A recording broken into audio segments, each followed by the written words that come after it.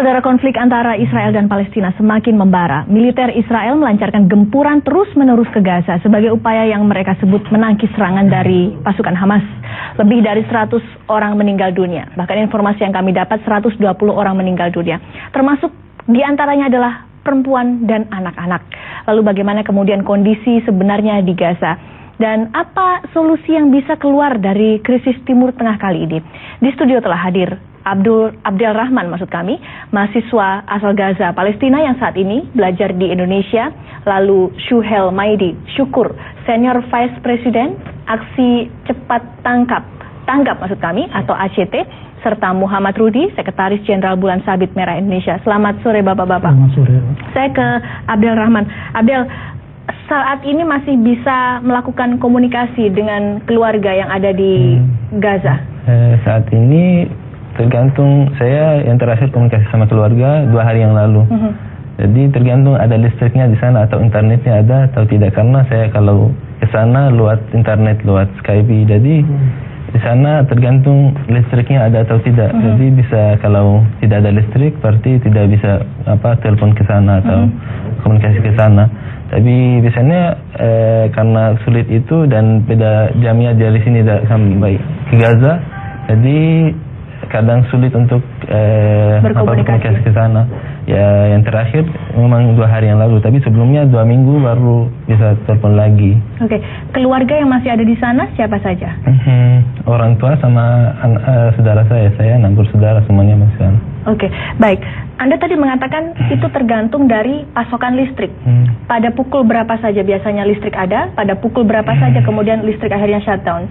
Biasanya tergantung jadwal yang biasa itu jam 8 pagi sampai jam 2 siang ada, tapi setelah itu sampai jam 10 tidak ada. Dan jam 8 pagi sampai jam 2 siang? Iya, dan dari jam 2 sampai jam 10 itu tidak ada. Jam 2 siang sampai 10 malam? Iya, jam 10 malam sampai 6 pagi atau 8 pagi itu ada lagi. Tapi karena perang ini sekarang, ya jadwalnya udah berubah, ya dapatnya sehari mungkin 6 jam aja. Jadi memang karena bom-bom itu memang kena ke aliran listriknya. Listriknya itu banyak yang putus, jadi susah untuk dapat listriknya karena itu. Jadi sekarang jadwalnya lebih parah daripada dulu, karena awalnya bisa dapatnya 16 jam atau 8 jam sehari, tapi sekarang 6 jam sehari. Oke, Anda 2 hari yang lalu melakukan hubungan dengan keluarga Anda yang ada di Gaza. Informasi yang Anda dapatkan? Ya, karena di sana ada rumah tetangga atau rumah paman saya diserang. Jadi saya tanya tergantung tentang itu, apakah ada yang terkena atau tidak.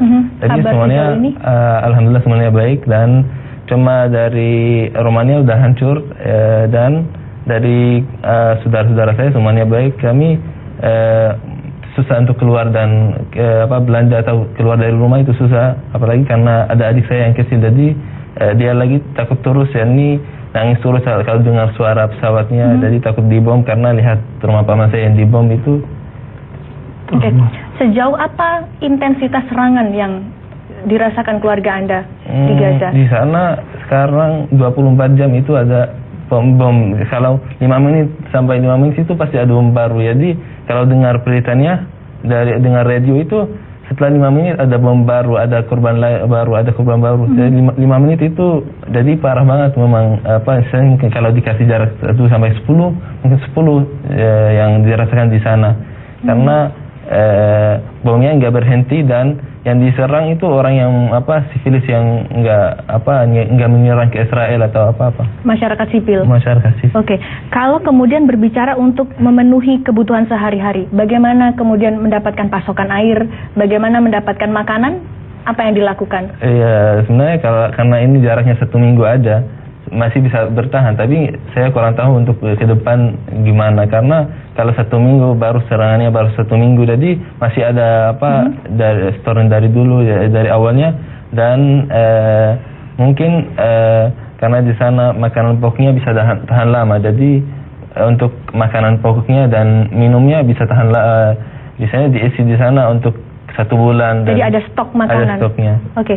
Kalau berbicara orang untuk mendapatkan stok makanan, dia harus bekerja untuk mendapatkan uang. Tapi dengan kondisi seperti ini, tentu orang akan berpikir 2 kali untuk bisa bekerja dan keluar rumah. Bagaimana kemudian bisa menjaga agar tabungan atau uang tetap ada? Ya, kalau kondisi sekarang memang itu untuk dapat uang tidak bisa sama sekali. Tapi berarti mengandalkan tabungan. Iya, pakai yang tabungan yang sebelumnya, dan itu pun dan dihemat sehemat mungkin, sebisa mungkin, karena serangan ini kita nggak tahu sampai kapan. Sampai sekarang nggak ada tanda bahwa akan selesai sampai sekarang. Jadi tabungannya memang dihemat semungkin ada. Oke, baik. Saya ke Pak Syuhel Maidi. Pak Syuhel Maidi, kemarin kabarnya relawan ACT diberangkatkan ke Gaza. Apa sebenarnya misi mereka ke sana, Pak? Iya, kemarin kita melepas relawan kita dari Masjid Istiqlal, ya. Misinya jelas, tentu ingin membantu saudara kita yang sedang terkena musibah di wilayah Gaza. Ya, sampai sekarang kita sedang berupaya agar kita bisa masuk ke wilayah sana, dan kita komunikasi terus dengan kedutaan besar di sana, dan juga relawan-relawan kita yang ada di Mesir maupun juga relawan kita yang ada di Gaza. Mudahkan untuk bisa masuk ke Gaza, karena tadi dari laman kompas.com saya mendapatkan informasi bahwa Duta Besar Republik Indonesia untuk Mesir, Pak Nur Faizi, mengimbau untuk sejumlah relawan tidak pergi ke sana.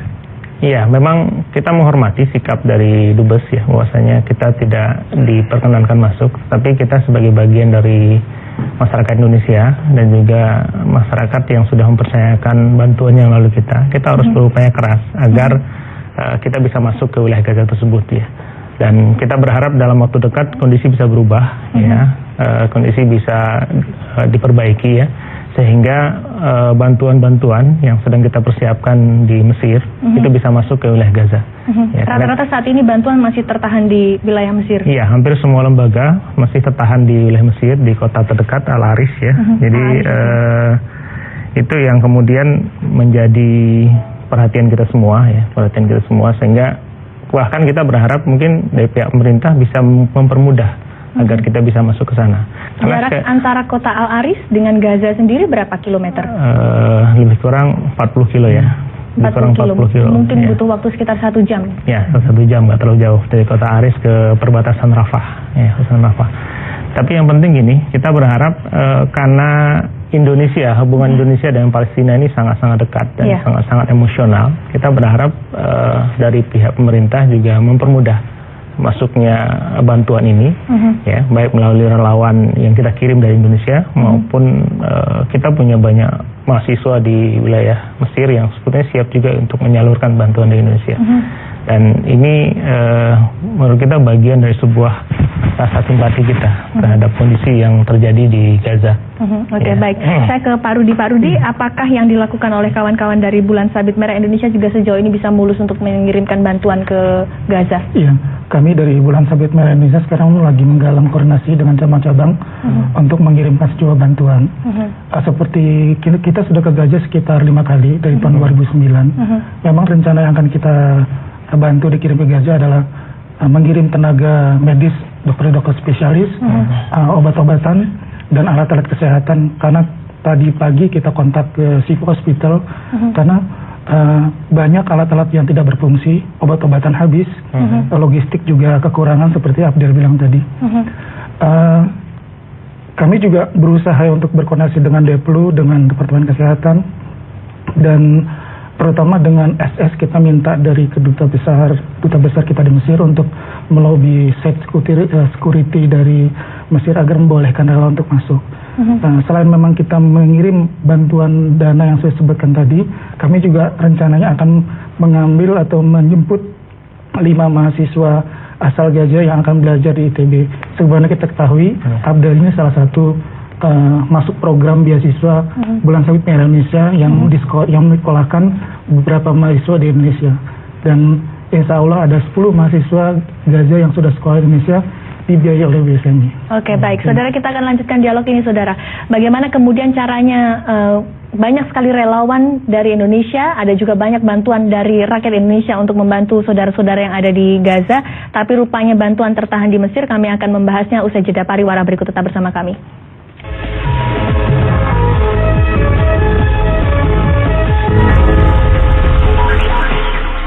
Kita masih bersama dengan sejumlah narasumber, salah satunya adalah Abdel Rahman, mahasiswa asal Gaza yang mendapatkan beasiswa. Saat ini sedang berkuliah di UIN. Oke.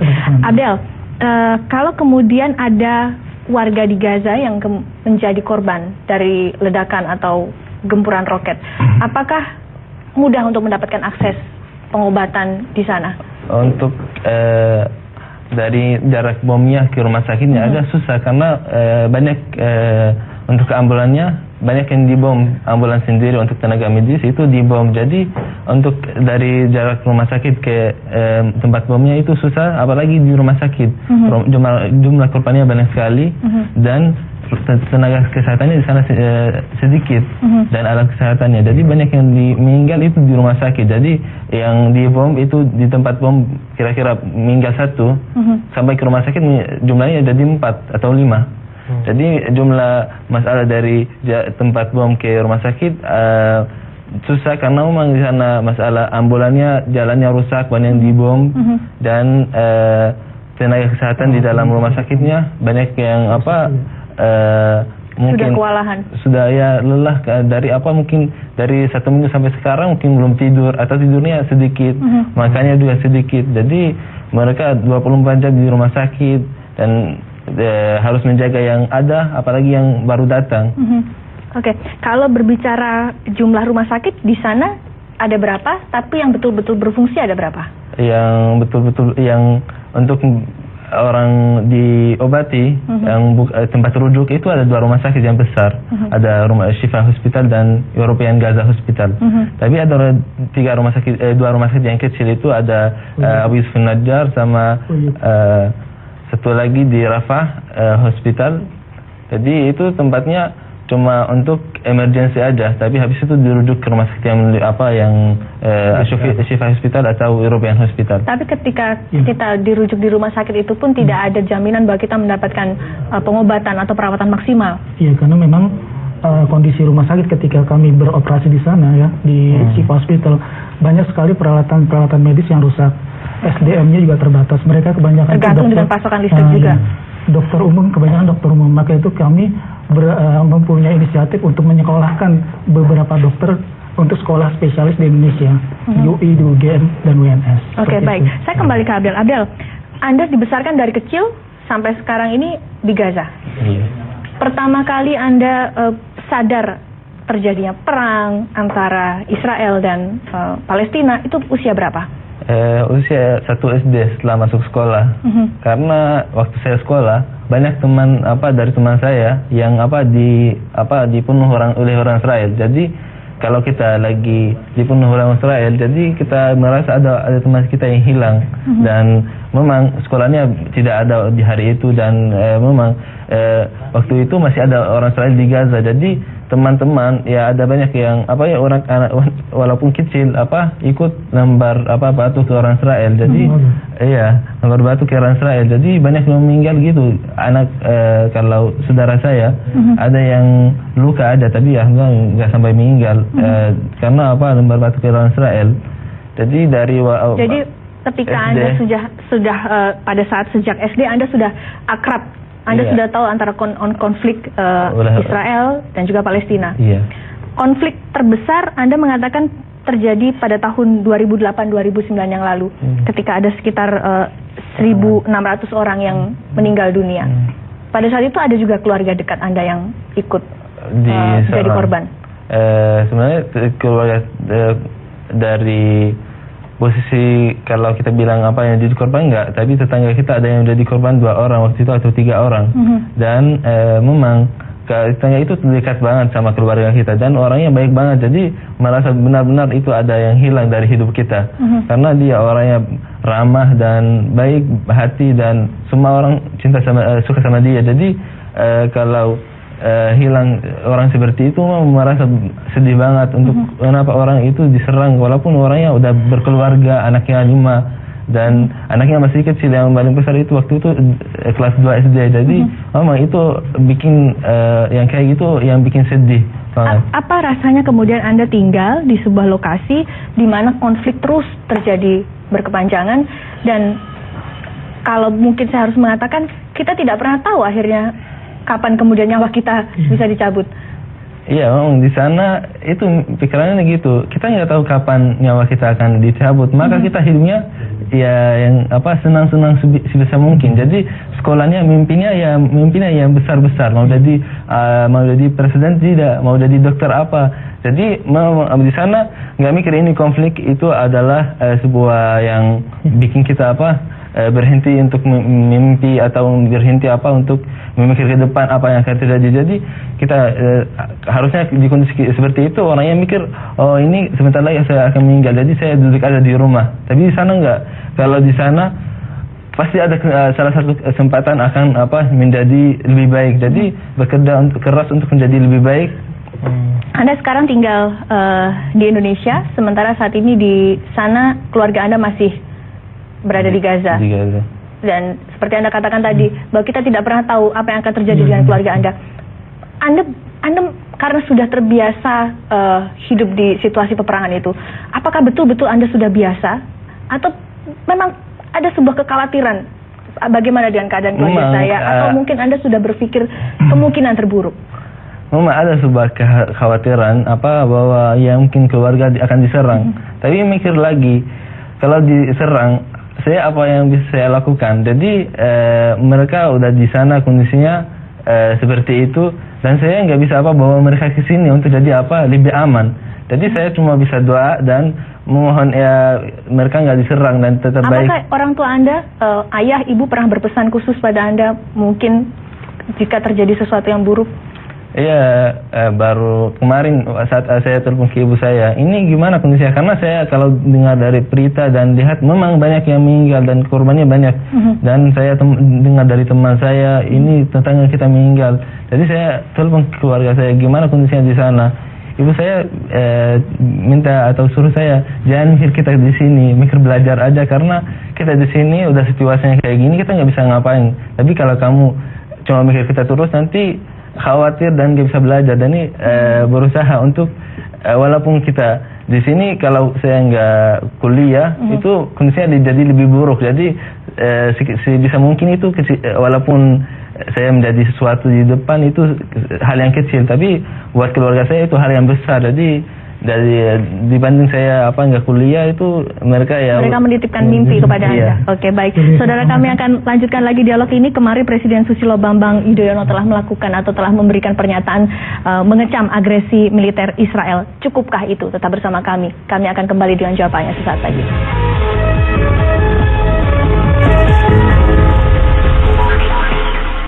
Saya akan bertanya dengan Pak Syuhel Maidi Syukur, Senior VP ACT. Pak, kalau kemarin Presiden Susilo Bambang Yudhoyono sudah mengatakan sudah mengecam agresi Israel terhadap rakyat Palestina yang ada di Gaza, menurut Anda ini sudah cukup? Ya, untuk sebuah awalan ini sudah langkah yang bagus, dan kita berharap berikutnya ditindaklanjuti oleh Kementerian Luar Negeri, ya, dan juga ditindaklanjuti. Apa langkah konkret yang ya, langkah konkretnya? Kayak sekarang sebetulnya kan Pak Menteri sudah mulai mencoba berkomunikasi dengan OKI dan juga lembaga-lembaga dunia yang lain. Saya rasa ini sebuah langkah yang positif. Karena tujuan kita yang paling utama adalah bagaimana konflik Palestina ini segera selesai dan Palestina segera mendapatkan kemerdekaannya. Dan Indonesia sebagai sebuah negara dengan jumlah Muslim terbesar, ya, juga negara yang boleh dikatakan sangat peduli terhadap kemerdekaan, ya. Karena itu tertuang dalam undang-undang dasar kita, undang-undang dasar kita, itu harus kemudian kita wujudkan dalam bentuk kerja-kerja kemanusiaan, kerja-kerja diplomasi yang kemudian akan mewujudkan semua keinginan-keinginan tersebut. Tapi pertanyaannya kan begini, ini kan bukan pertama kali kemudian Israel itu menyerang Gaza, dan bukan pertama kali Israel cuek atau bergeming dengan aksi-aksi ini. Apakah Anda masih menyimpan rasa optimis kemudian maklumat atau kalau mengecam kita atau dari OKI, PBB memberikan sebuah kalau kita tindakan? Sebagai warga negara dan kemudian sebagai lembaga kemanusiaan, kita memang selalu optimis bahwasanya setiap upaya yang kita lakukan itu ada manfaatnya. Ya, walaupun kita berharap ada upaya lebih keras dari otoritas yang megang pemerintahan untuk tidak hanya sekedar mengecam, tetapi juga memberikan langkah-langkah konkret. Misalnya bagaimana kemudian Israel ini, ya, sebagai sebuah negara yang melaksanakan agresi ini juga ditindaklah secara hukum dunia ya, hukum dunia. Agak sulit itu Pak ya, karena kita sejarah berulang kali tidak seperti itu. Iya, kalau bicara sulit pasti nggak ada perjuangan yang mudah gitu ya, nggak ada perjuangan yang mudah. Termasuk juga sebetulnya kayak kita mengirimkan relawan ke sana, semua orang tahu ini nggak mudah. Ya, bahkan dari pihak kedubes pun udah dari awal udah wanti-wanti jangan ngirim. Tapi karena ini bagian dari sebuah amanah, ya kita harus menyampaikan hal tersebut. Dan alhamdulillah selama ini ya seperti juga BSMI, kita dari 2006 juga sudah ke sana, 2008, 2009, 2012. Ya, selama ini relawan-relawan kita yang masuk ke sana, alhamdulillah bisa bekerja dengan baik. Dan bahkan yang luar biasa itu, setiap relawan kita yang masuk ke sana itu disambut dengan luar biasa oleh warga Gaza. Dan warga Gaza ini adalah warga yang sangat memuliakan tamu. Ya, jadi bantuan yang kita bawa dari Indonesia itu ya bukan hanya bermanfaat buat mereka, tapi sekaligus juga memberikan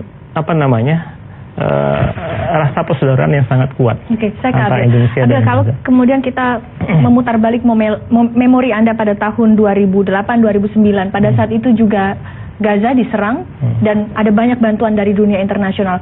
Apakah bantuan itu bisa betul-betul masuk ke Gaza dan dirasakan? Kalau masuk ke Gaza itu belum tentu, karena masuk ke Gaza harus lewat Israel. Jadi bantuan Israel dan aja Mesir. Dan Mesir, tapi banyak kan kalau untuk bantuan itu lewat Israel. Tapi kalau orang itu atau orang itu lewat Mesir. Tapi kalau bantuan medis atau alat-alat harus lewat Israel. Jadi kenapa ada perbedaan kalau bantuan orang harus lewat Mesir, tapi kalau bantuan logistik harus lewat Israel? Karena tempat masuknya itu beda, gimana kan, dipisahkan di sana. Jadi untuk orang itu lewat Mesir, kalau untuk bantuan harus lewat Israel, itu aturannya di sana. Jadi saya kurang tahu kenapa memang dipisahkan. Tapi kalau jadi tenaga alat-alat medis itu belum tentu masuk ke Gaza walaupun dikirim. Jadi harus tunggu izin Israel. Tapi kalau 2009 itu benar-benar banyak yang masuk. Karena saat ini apakah Anda juga pernah menelpon orang tua Anda dan mengatakan atau bertanya terkait bantuan sudah cukup banyakkah yang masuk ke sana? Belum masuk sama sekali.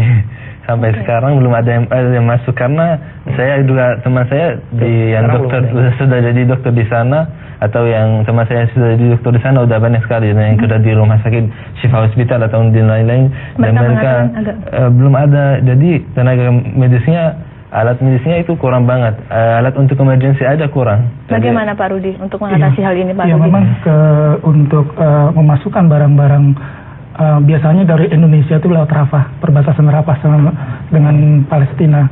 Maka itu memang kami minta pemerintah untuk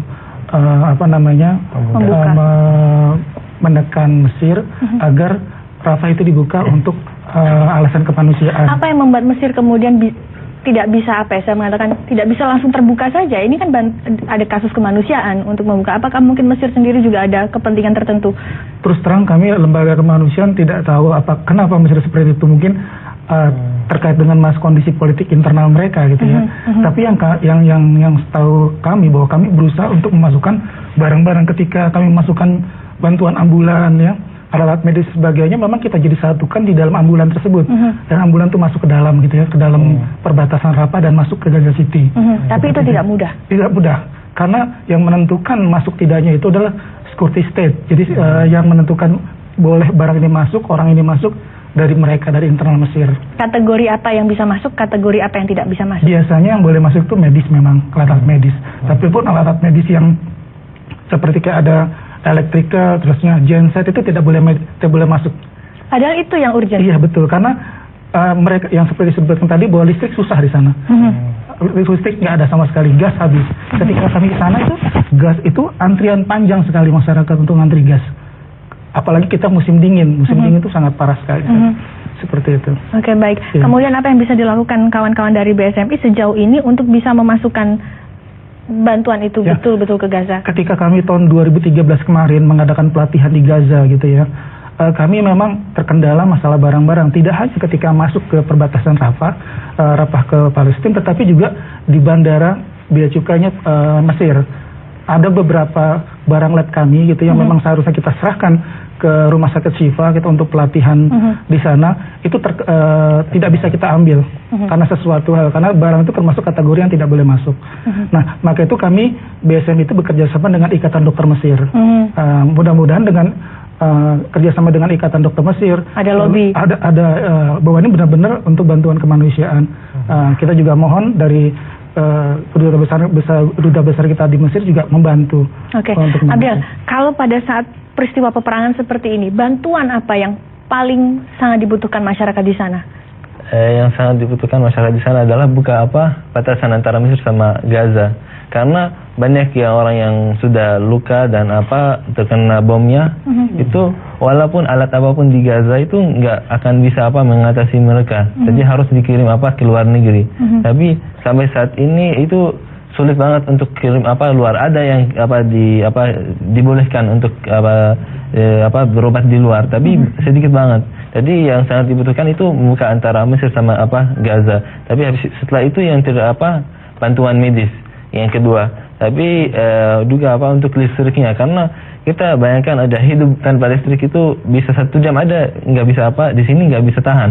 Gimana di sana udah 16 jam sehari tidak ada listrik. Itu walaupun masalah gas dan untuk gasnya bisa 2 bulan. Waktu saya di Gaza 2 bulan nggak ada listrik sama sekali. Jadi pakai api untuk masak dan itu. Jadi memang kalau yang paling dibutuhkan itu pertama itu buka batasan antara Mesir sama Gaza, dan itu sedikit bisa mengurangi bisa orangnya dikirim keluar, karena untuk tempat tidur di rumah sakit itu nggak cukup. Gimana? Baik, nah saya ke Pak Sulaiman. Pak, terakhir, Presiden sudah mengecam, gerakan non-blok juga sudah bersuara, Oki juga sesaat lagi juga akan memberikan aksi.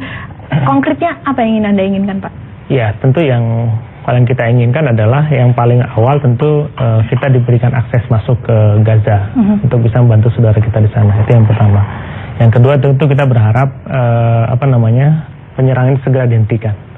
Segera dihentikan. Ya, karena kalau semakin lama itu korban akan semakin banyak dan tentu permasalahan akan semakin rumit. Betul. Ya, jadi 2 hal ini sangat penting. Baru berikutnya proses berikutnya bagaimana suasana di Gaza bisa damai, karena sebetulnya kalaupun seandainya ini dihentikan sekarang, itu permasalahan masih banyak. Sebagai contoh, ketika tahun 2012 kemarin, ketika kita masuk setelah kejadian 21 hari selesai, justru permasalahan recovery itu bukan hal yang mudah. Oke. Ya. Butuh sekitar miliaran atau sangat banyak lah, kerugiannya sangat banyak. Oke. Kita Singkat harus ke Pak Rudi. Kembali. Apa mungkin harapan Anda, Pak Rudi? Ya, harapan kami kepada pemerintah Mesir seperti yang bahwa harus dibuka gerbang Rafah, ya biar kami tim medis bisa memberikan bantuan kesehatan kepada mereka, bantuan-bantuan yang lain pun juga, dan juga kalau Rafah dibuka, banyak pasien-pasien yang tidak bisa ditangani di rumah sakit di Syifa Hospital bisa terselamatkan dibawa ke Mesir. Oke, Abdel, Anda sebagai warga asli dari Gaza yang saat ini sedang ada di Indonesia, harapan Anda terkait dengan apa yang terjadi di tanah air Anda? Harapan saya untuk serangan ini diberhentikan segera, dan orang Palestina itu jadi aman, merasa aman. Walaupun rasa aman itu susah di sana, tapi mereka dengan tidak diserang Israel itu cukup banget, dan dibiarin sendiri ada. Jadi kita cuma mau nggak mau konflik sama orang Israel, tapi maunya kita damai sendiri dan bisa keluar masuk, bisa dapat fasilitas hidup yang dasar. Jadi gimana rasanya, pasti di Palestina senang banget dapat fasilitas hidup yang sekecil mungkin, bisa keluar, bisa belajar bebas, bisa kuliah bebas. Iya, seperti warga negara yang di seluruh dunia. Negara sekecil mungkin itu bisa dapat semua fasilitas. Kenapa di Gaza, di Palestina itu tidak? Walaupun orang Palestina itu, orang Gaza sendiri cuma 1 juta. Kenapa itu berat banget untuk dunia untuk menerima orang Palestina cuma 1 juta? Baik. Jadi itu ada. Baik, terima kasih Abdul Rahman, terima kasih Pak Rudi, terima kasih Pak Helmaidi Syukur. Dan saudara, demikian adalah dialog kami terkait dengan apa yang terjadi di Gaza sejak beberapa waktu terakhir ini. Selanjutnya kami akan kembali dengan informasi keganasan tsunami di Aceh 10 tahun yang lalu tidak mampu meruntuhkan kokohnya Masjid Baitur Rahman. Kisahnya akan kami hadirkan usai jeda dalam segmen Inspirasi Ramadan bersama Friska Clarissa.